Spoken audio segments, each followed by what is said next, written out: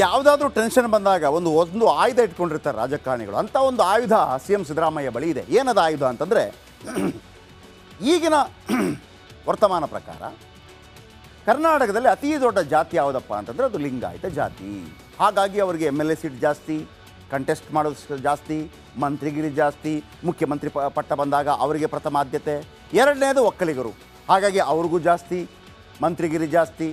ಮೂರನೇದು ಕುರುಬ ಸಮುದಾಯ, ಅವ್ರಿಗೆ ಕುರುಬ ಸಮುದಾಯಕ್ಕೆ ದೊಡ್ಡ ಮಟ್ಟದಲ್ಲಿ ಸಿಕ್ಕಿಲ್ಲ, ಆದರೆ ಮುಖ್ಯಮಂತ್ರಿಯ ಸಿಕ್ಕಾಗ ಎಲ್ಲವೂ ನಾನೇ ಅನ್ನುವಂಥ ರೀತಿಯಲ್ಲಿ ಬಂದುಬಿಡುತ್ತೆ. ಬಿಟ್ಟಾಕಿ ಇವರು 3 ಜಾತಿ ಟಾಪ್ ಜಾತಿ. ಈ ವರದಿ ಇದೆಯಲ್ಲ, ವರದಿ ಹೊರಗೆ ಬಂದರೆ ಅದು ನಿಜವೇ ಆಗಿದ್ದರೆ ನಂಬರ್ 1 ಜಾತಿ ಯಾರು ಗೊತ್ತಾ? ಪರಿಶಿಷ್ಟ ಜಾತಿ SCಗಳು 1,08,00,000. ಪರಿಶಿಷ್ಟ ಪಂಗಡ ಎರಡೂ ಸೇರಿದರೆ 1.5 ಕೋಟಿ. ಓಕೆ, ಎರಡನೇ ದೊಡ್ಡ ಜಾತಿ ಯಾವುದು ಆಗಿದ್ರೆ ಲಿಂಗಾಯತರ? ನೋ, ಮುಸ್ಲಿಮರು. ಎಷ್ಟು? 70 ಲಕ್ಷ. ಆಮೇಲೆ ಮೂರನೇ ದೊಡ್ಡ ಜಾತಿ ಲಿಂಗಾಯತರು 65 ಲಕ್ಷ. ಆಮೇಲೆ ಒಕ್ಕಲಿಗರು, ಆಮೇಲೆ ಕುರುಬರು. ಅರೇ ಬಾಪ್ರೇ, ಹಿಂಗಾದ್ರೆ ಹೆಂಗೆ? ನಾಳೆ ಲಿಂಗಾಯತರು ಬಂದ್ಬಿಟ್ಟು ನಮಗೆ ಜಾಸ್ತಿ ಟಿಕೆಟ್ ಕೊಡಿ, ಕೊಡೋಕ್ಕಾಗಲ್ಲಪ್ಪ, ನೀವು ಮೂರನೇ ದೊಡ್ಡ ಜಾತಿ. ಹಾಂ, ಈ ಜಾತಿಯನ್ನು ಪ್ರಮುಖವನ್ನಾಗಿ ಮಾಡಿದರೆ ಅವರೆಲ್ಲ ಯಾರು ಓಟ್ ಹಾಕ್ತಾರೆ ನಾಳೆ? ಸಿದ್ದರಾಮಯ್ಯ ಹೇಳಿದವ್ರಿಗೆ ಓಟ್ ಹಾಕ್ತಾರಲ್ವ? ಸಿದ್ದರಾಮಯ್ಯನ ಬ್ರ್ಯಾಂಡ್ ಯಾವುದು? ಅಹಿಂದ. ಬ್ರ್ಯಾಂಡ್ ಅಂದರೆ ಬೇರೆ ತಪ್ಪು ತಿಳ್ಕೊಬೇಡಿ. ಅಹಿಂದ ಅಹಿಂದ ಅಹಿಂದ ಅಹಿಂದ ಸ್ಟ್ರಾಂಗ್ ಆಗುತ್ತೆ. ಮುಸ್ಲಿಮರು ಜಾಸ್ತಿ, ಮುಸ್ಲಿಮರು 70 ಲಕ್ಷ, ಪರಿಶಿಷ್ಟ ಜಾತಿ 1,08,00,000, ಪರಿಶಿಷ್ಟ ಪಂಗಡ 40 ಲಕ್ಷ. ಎಷ್ಟಾಯಿತು? 140, 210. ಆಮೇಲೆ ಕುರುಬರು ಎಷ್ಟು? 40 ಲಕ್ಷ. 2.5 ಕೋಟಿ.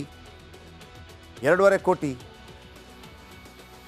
ಲಿಂಗಾಯತರು 65 ಲಕ್ಷ, ಒಕ್ಕಲಿಗರು 40 ಲಕ್ಷ ಸಮಥಿಂಗ್. ಎಷ್ಟಾಯಿತು? 1.25 ಕೋಟಿ. ಇದರ ಅರ್ಧಕ್ಕೂ ಬರಲ್ಲ. ಆ ಅಹಿಂದಾದಲ್ಲೇ 2.5 ಕೋಟಿ. ಅರ್ಥ ಆಯ್ತಾ ನಿಮಗೆ? ಇದನ್ನು ಇಟ್ಕೊಂಡು ಬಿಡ್ಲಾ ಬಿಡ್ಲಾ ಬಿಡ್ಲಾ ಬಿಡ್ಲಾ ಬುಸ್ ಬುಸ್ ಅಂತ ಯಾಕಂತಾರೆ ಅಂತೇಳಿ. ಈಗ ಕೆಲವರು ಹೇಳಿದಾರಂತೆ ಕಾಂಗ್ರೆಸ್ ನಾಯಕರು, ಸರ್ಕಾರ ಬಿದ್ದರೆ ಹೋಗ್ಲಿ ರೀ, ವರದಿಯನ್ನು ಟೇಬಲ್ ಮಾಡಿ ಅಂತೇಳಿ. ಜಾತಿ ಗಣತಿಯನ್ನು ಏನು ಮಾಡಿ, ಜಾತಿ ಗಣತಿಯನ್ನು ರಿಲೀಸ್ ಮಾಡಿ ಅಥವಾ ಅದನ್ನು ಅಂಗೀಕರಿಸಿ ಅಂತ ಹೇಳಿದಾರಂತೆ. ಬನ್ನಿ ಇದರ ಬಗ್ಗೆ ಒಂದು ರಿಪೋರ್ಟ್ ಇದೆ.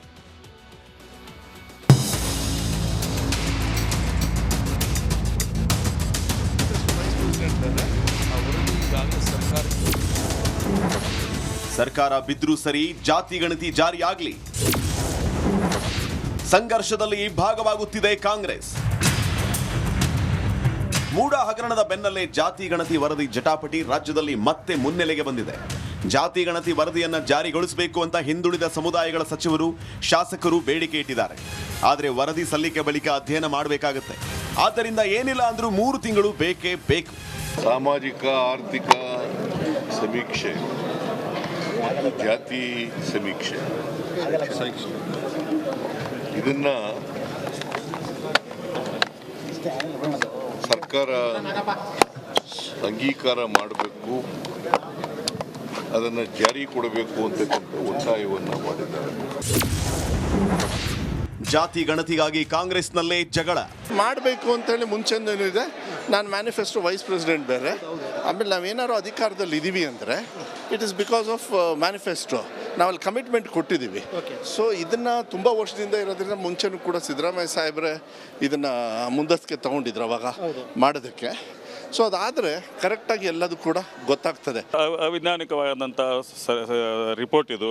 ಯಾಕಂದರೆ ಇಲ್ಲಿ ಜಾತಿಯನ್ನು ಯಾರ ಬಾಯಿಂದ ಕೇಳಿದ್ರು ಕೂಡ ಅವ್ರು ಲಿಂಗಾಯತ ಇರ್ತಾರೆ. ಬಟ್ ಅವ್ರಿಗೆ ರಿಸರ್ವೇಷನ್ ಸಲುವಾಗಿ ಆ ಲಿಂಗಾಯತ ಅನ್ನುವಂಥ ಶಬ್ದ ತೆಗಿಸಿ ಇವತ್ತೇನೇನು ಮಾಡಲ್ಲ, ಒಕ್ಕಲಿಗ ಸಮಾಜ, ಲಿಂಗಾಯತ ಸಮಾಜ ಎರಡೂವರೆಲ್ಲಿ ಕೂಡ ಇದು ಭಾಳ ಎದ್ದು ಕಾಣುವಂಥ ವಿಚಾರ ಐತಿ. ಹೀಗಾಗಿ ಇದಕ್ಕಿನ್ನೂ ನಾವು ಒಂದ್ಸಲ ನಮ್ಮ ಮುಖ್ಯಮಂತ್ರಿಗಳಿಗೆ, ನಮ್ಮೆಲ್ಲ MLAs ಕೂಡಿ ಇದನ್ನು ಒತ್ತಾಯ ಮಾಡ್ತೀವಿ.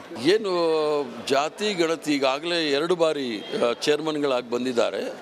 ಆ ವರದಿ ಈಗಾಗಲೇ ಸರ್ಕಾರಕ್ಕೆ ಅವರು ವರದಿಯನ್ನು ಒಪ್ಪಿಸಿದ್ದಾರೆ.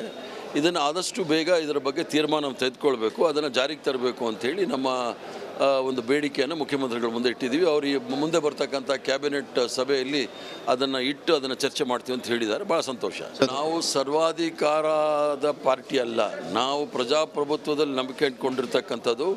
ಅವರ ಭಿನ್ನಮತವನ್ನು ಕೇಳಿ ಅದರ ಮೇಲೆ ಚರ್ಚೆ ಆಗಬೇಕು, ಅದರಲ್ಲೇನು ತಪ್ಪೇನಿಲ್ಲ. ಅವ್ರು ಹೇಳೋದ್ರಲ್ಲಿ ತಪ್ಪಿದೆಯೋ ಸರಿ ಇದೆಯೋ ಅದನ್ನು ಚರ್ಚೆ ಆದಾಗ ಮಾತ್ರ ಗೊತ್ತಾಗುತ್ತೆ. ಜಾತಿ ಗಣತಿ ವರದಿಗೆ ಒಕ್ಕಲಿಗ ಹಾಗೂ ಲಿಂಗಾಯತ ನಾಯಕರು ವಿರೋಧ ವ್ಯಕ್ತಪಡಿಸ್ತಾ ಇದ್ದಾರೆ. ಒಂದು ವೇಳೆ ವರದಿ ಜಾರಿ ಮಾಡಿದ್ದೇ ಆದರೆ ಎರಡೂ ಸಮುದಾಯಗಳು ಸಿಡಿದೇಳುವುದು ಪಕ್ಕ. Political bureau, republic Kannada. ಕೊಂಡಿದ್ರು ಬೆಳಗಾವಿ ಭಾಗದ ಪ್ರಮುಖ ನಾಯಕ ಸಾವ್ಕಾರ್. ಬೆಳಗಾವಿಯಲ್ಲಿ ಅಣ್ಣ ತಮ್ಮ ಯಾರೇ ಕೋಪಿಸ್ಕೊಂಡ್ರು ಕೂಡ ಏನಾದರೂ ಒಂದು ಆಗತ್ತೆ. 2023ರಲ್ಲಿ ಬೆಳಗಾವಿಗೆ ಹೋಗಿದ್ದ ಡಿ ಕೆ ಶಿವಕುಮಾರ್ ನೋಡಿ, ಇವರಿಬ್ಬರಿಗೆ ಆಗಲ್ಲ, ಆದರೆ ಅದನ್ನು ಅವರು ಬಹಿರಂಗವಾಗಿ ತೋರ್ಪಡಿಸೋದಿಲ್ಲ. ಅವತ್ತು ಒಬ್ಬನೇ ಒಬ್ಬ ಬೆಳಗಾವಿ ಶಾಸಕರು ಕೂಡ ಈ ಡಿ ಕೆ ಶಿವಕುಮಾರ್ ಅವರನ್ನು ಸ್ವಾಗತ ಮಾಡಲಿಲ್ಲ. ಲಕ್ಷ್ಮಣ ಸವದಿ ಬರಲಿಲ್ಲ, ಆಪ್ತೆ ಹೆಬ್ಬಾಳ್ಕರ್ ಕೂಡ ಬಂದಿರಲಿಲ್ಲ. ಆಗ ನಾವು ಪ್ರಶ್ನೆ ಮಾಡಿದ್ವಿ ಡಿ ಕೆ ಅವರಿಗೆ. ಅವರಂದರು ನಾನೇನು ಕಾರ್ಯಕ್ರಮದ ನಿಮಿತ್ತ ಹೋಗಿರಲಿಲ್ಲಪ್ಪ, ನನ್ನ ವೈಯಕ್ತಿಕ ಕಾರ್ಯಕ್ರಮಕ್ಕೆ ಹೋಗಿದ್ದೆ ಅಂತ. ಇತ್ತೀಚೆಗೆ ಘಟಾನುಘಟಿಗಳ ಜೊತೆ ಸತೀಶ್ ಜಾರಕಿಹೊಳಿ ಚರ್ಚೆ ಮಾಡ್ತಾ ಇದ್ದಾರೆ. ನಾನೊಂದು ಸುದ್ದಿ ಕೊಟ್ಟಿದ್ದೆ ನಿಮಗೆ, ಎಚ್ ಡಿ ಕುಮಾರಸ್ವಾಮಿ ಅವ್ರ ಜೊತೆ ಡೆಲ್ಲಿಯಲ್ಲಿ ಮಾತಾಡಿದ್ರು ಅಂತ. ಎಚ್ ಡಿ ಕುಮಾರಸ್ವಾಮಿ ಇಲ್ಲಿಗೆ ಬಂದಾಗ ಕೇಳಿದ್ದೆ, ಏನು ಸರ್ ಅದು ಮಾತಾಡಿದ್ದು ಅಂತೇಳಿ. ಇಲ್ಲ, ರಾಜ್ಯಕ್ಕೆ ಸಂಬಂಧಪಟ್ಟ ಹಾಗೆ ಬೇರೆ ಯಾರೂ ಬರಲಿಲ್ಲ, ಅವರೊಬ್ಬರು ಬಂದಿದ್ದಾರೆ ಅಂತ.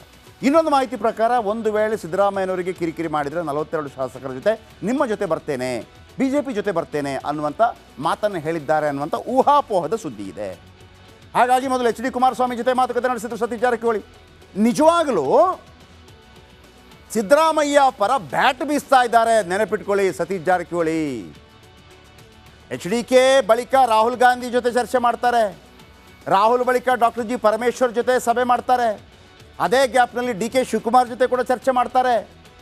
ಆಗಾಗ ಸಿದ್ದು ಜೊತೆ ಮಾತುಕತೆ ನಡೀತಲೇ ಇರುತ್ತೆ. ಮೊನ್ನೆ ಮಲ್ಲಿಕಾರ್ಜುನ ಖರ್ಗೆ ಜೊತೆ ಕೂಡ ಮಾತುಕತೆ ನಡೆಸಿದ್ರು. CM ಆಗೋದಕ್ಕೆ ಚರ್ಚೆ ಮಾಡ್ತಾ ಇದ್ದಾರೆ ಸಾವುಕಾರರು. ನೋ, ದಲಿತ CM ಅಂತ ಬಂದರೆ ಖರ್ಗೆ ಇದ್ದಾರೆ, ಪರಮೇಶ್ವರ್ ಇದ್ದಾರೆ ಫ್ರಂಟ್ ರನ್ನರ್ಸ್. ಸಿದ್ದು ಆಯ್ಕೆ ಅಂತ ಬಂದರೆ, ಒಂದು ವೇಳೆ ಇಳಿಯುವಂಥ ಆಯ್ಕೆ ಬಂದರೆ ಸತೀಶ್ ಜಾರಕಿಹೊಳಿ ಅವರನ್ನು ಹೇಳ್ಬೋದು ಅವರು. ಒಂದು ವೇಳೆ ಈಗಲೂ ಸಿದ್ದರಾಮಯ್ಯನವರಿಗೆ ಸೇಫಾ ಅನ್ಸೇಫಾ ಅಂತಂದರೆ, ಸಿದ್ದರಾಮಯ್ಯನವರನ್ನ ಇಡಿ ಯಾವುದಾದ್ರೂ ಕಾರಣಕ್ಕಾಗಿ ಅರೆಸ್ಟ್ ಮಾಡುವಂಥ ಪ್ರಮೇಯ ಬಂದರೆ ರಾಜೀನಾಮೆ ಕೊಡಬೇಕಾಗತ್ತೆ. ಆಗ ಕುರ್ಚಿ ಅಲಗಾಡತ್ತೆ. ಅರೆಸ್ಟ್ ಮಾಡುವಾಗ ಅಹಿಂದ ಸಮುದಾಯ ಸುಮ್ಮನಿರ್ತಾರೆ ಅಂತ ಅಂದ್ಕೋಬೇಡಿ. ನಾನು ಬೆಳಿಗ್ಗೆ ಕೂಡ ಹೇಳಿದೆ, ಇಲ್ಲಿ ಎಂತೆಂಥ ಗಲಾಟೆಗಳಾಗಿದೆ ವಿಧಾನಸೌಧದ ಮುಂದೆ ಜಾತಿ ವಿಚಾರಕ್ಕೆ ಅಂತೇಳಿ. ಸಿದ್ದರಾಮಯ್ಯನವರ ಕೆಳಗಿಳಿದ್ರೆ ಅಹಿಂದ ಮತಗಳು ಹೆಂಗೆ ಛಿದ್ರ ಆಗಿ ಹೋಗುತ್ತೆ ಅಂತ ಹೈಕಮಾಂಡ್ಗೂ ಗೊತ್ತಿದೆ. ಅದು ಛಿದ್ರ ಆಗಬೇಕು ಅಂತೇಳಿ ವಿರೋಧಿಗಳು ಕೂಡ ಕಾಯ್ತಾ ಇರೋದು. ಆ ಛಿದ್ರವಾಗಿರೋ ಮತಗಳನ್ನು ನಾವು ಪಡೆಯದೇ ಇದ್ರೆ ಆಗೋದಿಲ್ಲ ಅಂತೇಳಿ ಅದು ಡಿ ಕೆಗೂ ಗೊತ್ತಿದೆ. ಸಿದ್ದರಾಮಯ್ಯನವರಿಗೆ ನಾನು ತೊಂದರೆ ಮಾಡಿದೆ ಅಂತ ಏನಾದರೂ ಸಮುದಾಯಕ್ಕೆ ಗೊತ್ತಾದರೆ ಸಾಧ್ಯನೇ ಇಲ್ಲ ಅಂತೇಳಿ.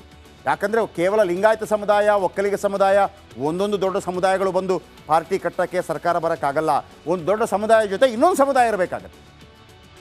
ಸೊ ಹಾಗಾಗಿ ಸತೀಶ್ ಜಾರಕಿಹೊಳಿ ಅವರು ಬ್ಯಾಟಿಂಗ್ ಸಿದ್ದರಾಮಯ್ಯ ಪರ, ತಾನು ಮುಖ್ಯಮಂತ್ರಿ ಆಗುವುದಕ್ಕೆ ಅಲ್ಲ, ಇದು 100% ಫಿಕ್ಸ್ ಮಾಡಿದ್ರು ಅಂತಂದರೆ ನಿಮ್ಮ ಕೆಲಸ ಮಾಡೋಕ್ಕೆ ಬರಲ್ಲ ಅನ್ನೋ ರೀತಿಯಲ್ಲಿ ಹೇಳಿಬಿಟ್ರು. ಎಲ್ರಿಗೂ ಆಶ್ಚರ್ಯ ಆಗ್ಬಿಡ್ತು ಕೆಲವರಿಗೆಲ್ಲ. ಏಯಪ್ಪ, DCP ಗಿರೀಶ್, ಆಮೇಲೆ ACP ಇವರೆಲ್ಲ ಏನು ಕೆಲಸನೇ ಮಾಡಿಲ್ವಾಗಿದ್ರೆ ಹೇಳಿ. Special public prosecutor Prasanna Kumar ನಾಳೆ ಇವರೆಲ್ಲ ಎತ್ತಿದ ಪ್ರಶ್ನೆಗೆ ಉತ್ತರ ಕೊಡ್ತಾರಂತೆ.